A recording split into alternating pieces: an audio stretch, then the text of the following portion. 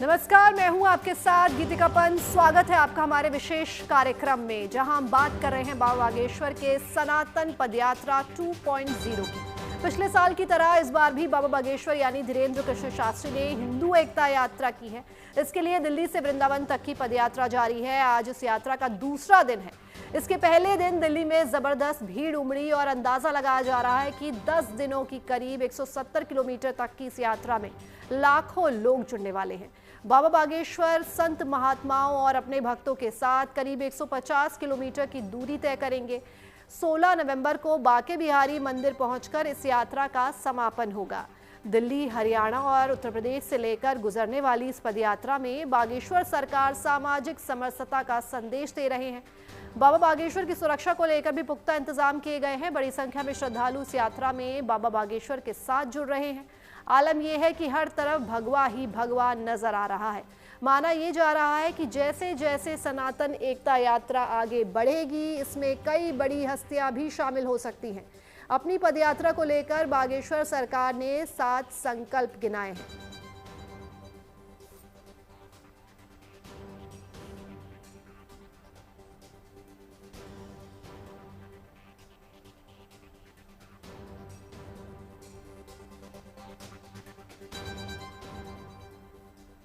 तो हमारे संवाददाता मनीष चौरसिया हमसे जुड़ गए हैं। मनीष, ये बताइए कि कितनी भीड़ है जो आप देख पा रहे हैं, और ये यात्रा जो है वो कल से शुरू हो गई है और 10 दिन की यात्रा जिसका समापन बांके बिहारी पहुंचकर ही होगा। तो भक्तों में कितना जोश है? चारों तरफ सिर्फ और सिर्फ हम जो देख पा रहे हैं वो सिर्फ और सिर्फ भगवा देख पा रहे हैं। देखिए, जोश ऐसा है कि मैं आपको ऑडियो सुना देता हूँ। देखिए,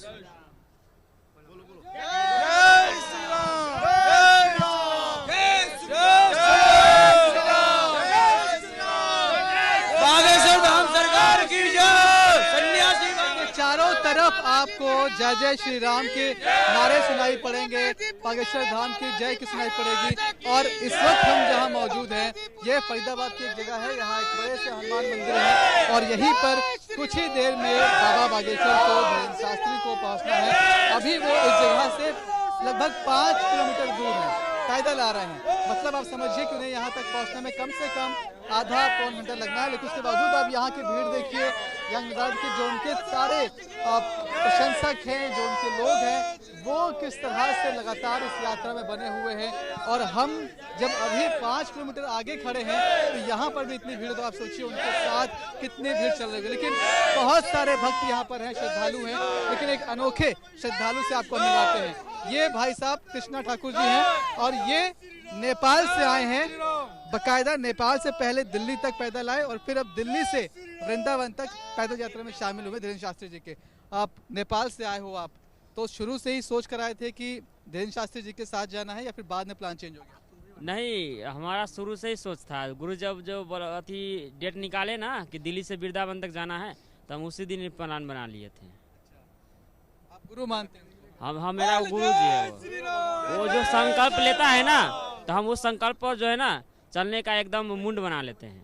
जो संकल्प वो लेते हैं उसे आप अपना संकल्प हो जाता है। हाँ हाँ हाँ हाँ। अब यात्रा में आप जा रहे हैं, अभी तक कोई दिक्कत तो नहीं हुई? कोई दिक्कत नहीं हुई, कोई दिक्कत नहीं। खाने पीने की व्यवस्था है, हर जगह अच्छी हुई है, कोई दिक्कत नहीं, परेशानी कुछ भी नहीं है। सारी व्यवस्था है, कोई टेंशन करने की जरूरत नहीं है। और खाना पीना सब व्यवस्थित चीज है, रुकने की। मन में क्या भाव लेकर चल रहे हैं आप लोग, क्योंकि बहुत लंबी यात्रा है पैदल? सनातन धर्म, हिंदू एकता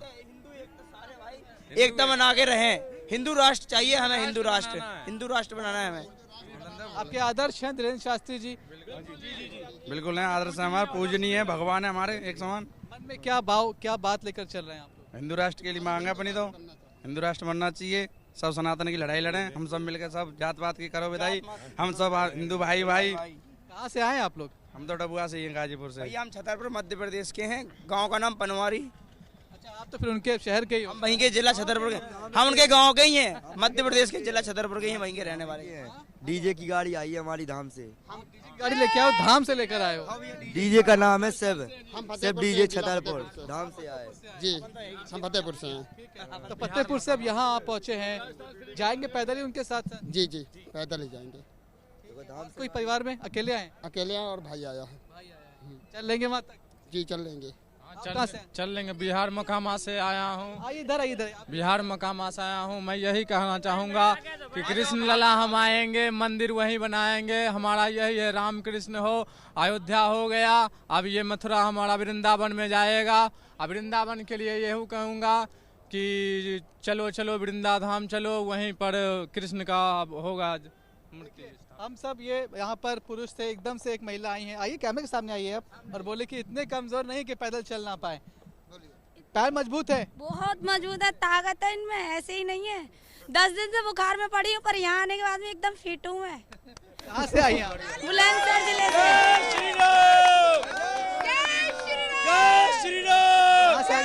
बुलंदशहर जिले से हूँ मैं। बुलंदशहर से आई? हाँ, यूपी से। अच्छा, तो अब यात्रा में जा रही हैं, पूरी तैयारी कर ली है, कैसे जाना है? महिलाओं के लिए सब इंतजाम ठीक लग रहा है? हाँ बिल्कुल, बहुत अच्छी सुविधा है और हम सेवादार हैं, हमें भी ये ड्यूटी दी है। अगर कोई बीमार होता है तो हम उसे एम्बुलेंस भाइयों के पास ले जाएं, हॉस्पिटल तक पहुंचाएं, या फिर किसी को कोई दिक्कत है तो वो हमसे आगे बताएं, हम उनकी मदद करें।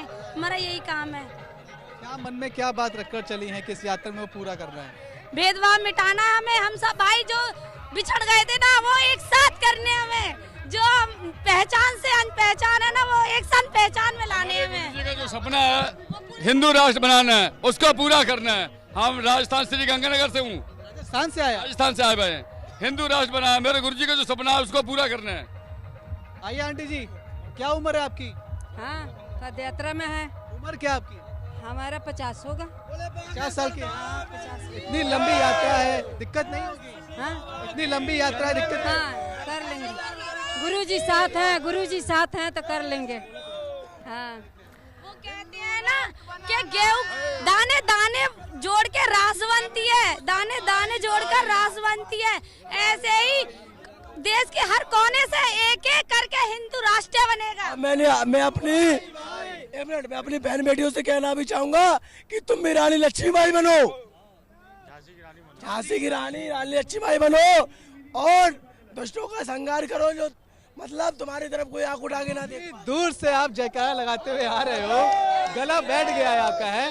मनीष, भले ही एकता यात्रा जो है वो धीरेन्द्र शास्त्री ने शुरू की है, लेकिन जैसे जैसे यात्रा बढ़ती जा रही है और जैसे जैसे श्रद्धालुओं से आप बात कर रहे हैं, वो सिर्फ दिल्ली से नहीं है, कोई छतरपुर से आया है, कोई राजस्थान से आया है, कोई नेपाल से, तो कोई बिहार से, लेकिन सबके मन में सिर्फ एक ही संकल्प है और वो संकल्प है हिंदू राष्ट्र का, सनातन धर्म का, जात पात से परे और सबको एक साथ लेकर आने का। तो जैसा कि आप बता रहे हैं कि अभी आप फरीदाबाद हैं और जो ये यात्रा चल रही है, तो जरा रोड मैप भी समझाइए मनीष की यात्रा कैसे कैसे पड़ाव पार करते हुए बांके बिहारी मंदिर तक पहुंचेगी और उसके बाद इसका समापन होगा 10 दिन के बाद। देखिए, आज तो दूसरा दिन ही है, दिल्ली से यात्रा शुरू हुई थी और एक दिन में लगभग 12 से 15 किलोमीटर की पद यात्रा होती है। इसमें धीरेन्द्र शास्त्री जी अपनी दूरी कर पाते हैं, इतनी ही दूरी। हालांकि रास्ते में उनके साथ लाखों लोगों की भीड़ होती है, हजारों समर्थक उनसे मिलने के लिए आते हैं। दावा ये किया जा रहा है कि इस पूरी यात्रा में 2 लाख से ज्यादा श्रद्धालु, 2 लाख से ज्यादा लोग उनके साथ जुड़ेंगे। और अभी आज का दूसरा दिन है, ये तीसरा पड़ाव होगा दोपहर का, उसके बाद फिर शाम तक चलेगी। और सोचिए अगर आप 12-15 किलोमीटर रोज चल पा रहे हैं तो वृंदावन पहुंचने में आपको वक्त लगेगा।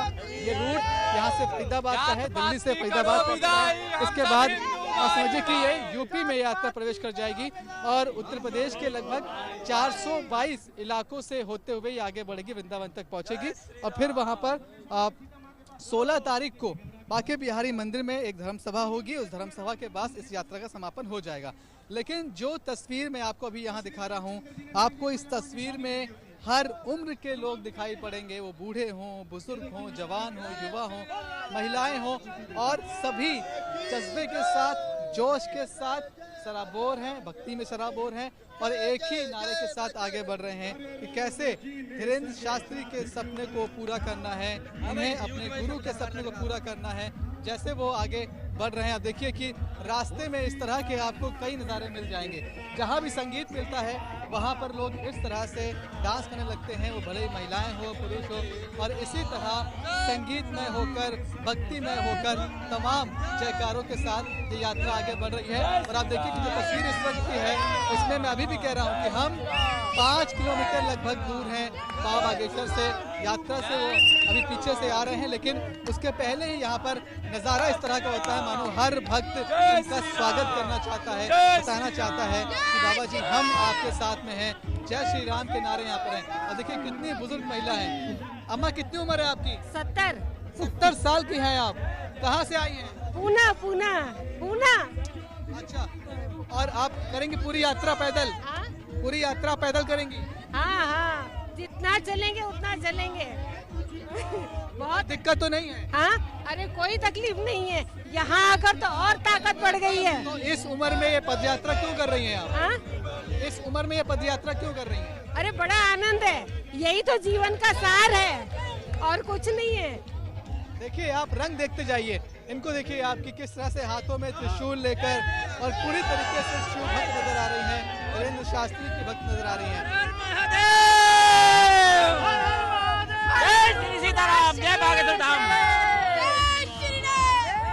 जय श्री राम नहीं, हर हर महादेव के नारे भी आपको यहाँ पर जयकारे भी सुनाई पड़ जाएंगे।